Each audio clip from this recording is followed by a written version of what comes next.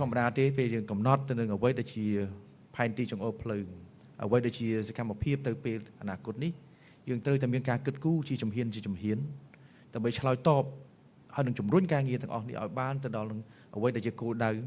គោលបំណងហើយនឹងចក្ខុវិស័យដែលយើងបានកំណត់ជាមួយគ្នាអញ្ចឹងការងារពាក់ព័ន្ធទៅនឹងបាទនិយាយជារួមគឺថវិកាគឺសំខាន់ខ្លាំងទៅលើអ្វីដែលជាសកម្មភាពដែលយើងបានកំណត់ជាមួយគ្នាហើយខ្ញុំក៏សង្ឃឹមផងដែរថាអ្វីដែលជាការចូលរួមជាបន្តបន្ទាប់របស់អង្គថ្នាក់ដឹកនាំរបស់បាទក្នុងក្របខ័ណ្ឌនៃក្រសួងនិងមន្ត្រីរាជការគ្រប់ជាន់ថ្នាក់ទាំងអស់ទាំងថ្នាក់ជាតិទាំងថ្នាក់ក្រោមជាតិ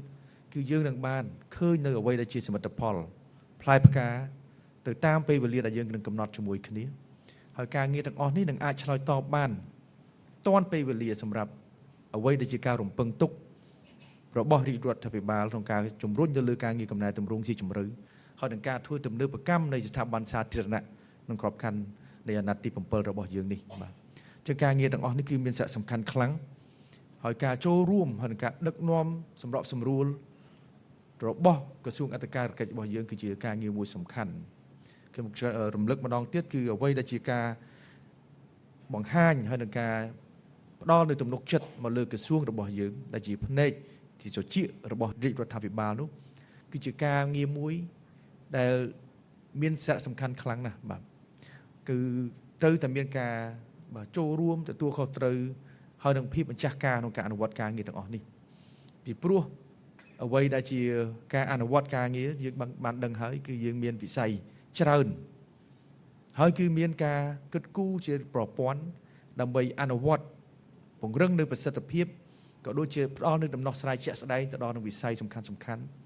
រួមទាំងការងារជុំវិញនៃការកំណែទម្រង់និងអភិបាលកិច្ចក្នុងក្របខ័ណ្ឌនៃស្ថាប័នសាធារណៈការងារទាំងអស់នេះគឺខ្ញុំក៏សង្ឃឹមផងដែរ